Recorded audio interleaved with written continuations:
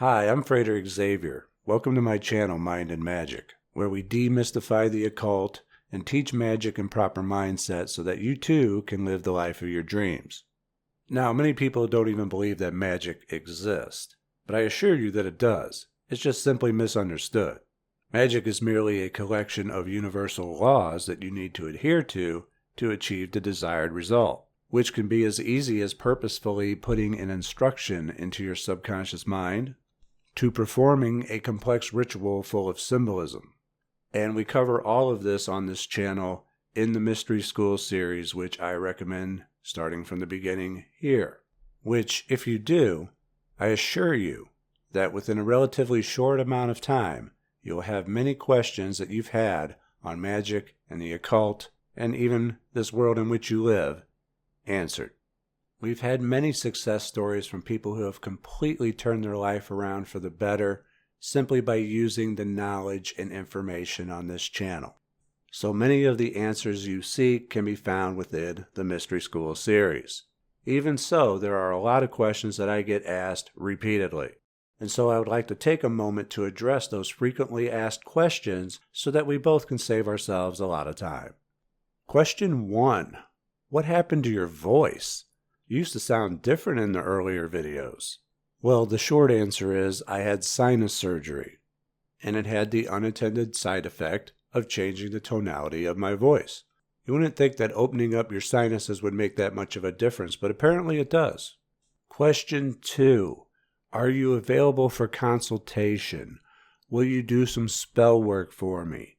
I'd be more than willing to pay for your services. No, no, and no. Now, I've been offered a lot, but it's not a matter of money. It's a matter of time.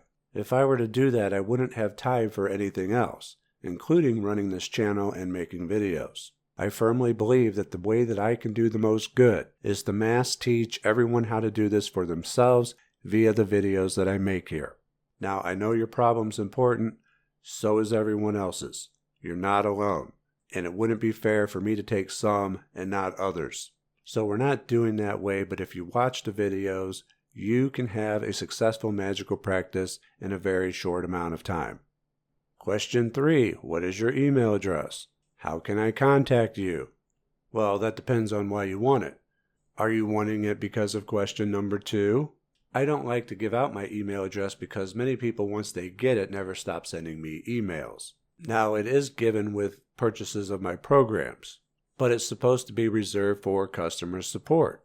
Understand that the sheer volume of email that I receive these days, it's often impossible to answer them all. I wish that I could.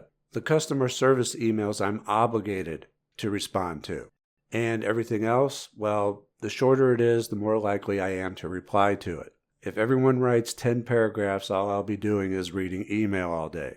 Now, on the rare occasion you didn't get a program that you ordered, which means you didn't get my address and you need to contact me about it, first check your spam folder to make sure your receipt didn't get placed there. And if you still don't have it, contact Gumroad Support at support@gumroad.com and let them know that you are having trouble downloading the program that you have ordered. Question 4.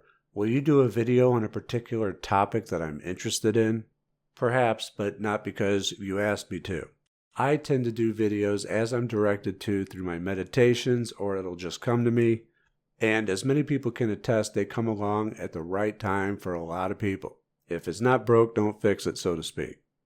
Question 5. Can I do magic a different way from what you've said? I'll get a lot of people who ask things along the line of, well, you said I needed a red candle, but I don't have a red candle, so can I use a white candle instead? Can I do magic differently from what you've said? Sure. Yeah. I just can't tell you how well it'll work, because I'm not doing it that way. A lot of magic involves experimentation. You may just come across a better way of doing things. So I don't want anyone to feel as if they can't experiment, but if it doesn't work out, well, then you have your answer. And you may want to use a more tried and true method. Question 6. You've recommended Liam Thomas Christopher's book, Kabbalah, Magick, and the Great Work of Self-Transformation.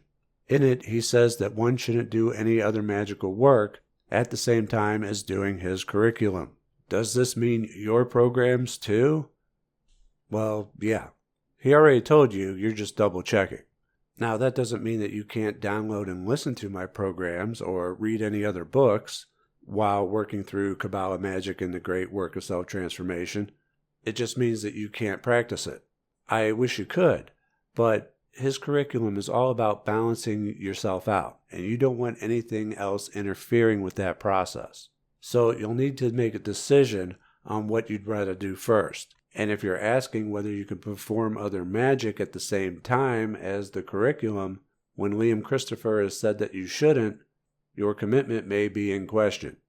Trust me when I say that it does not get any easier, so if you're going to decide to do it, you need to decide to do it wholeheartedly.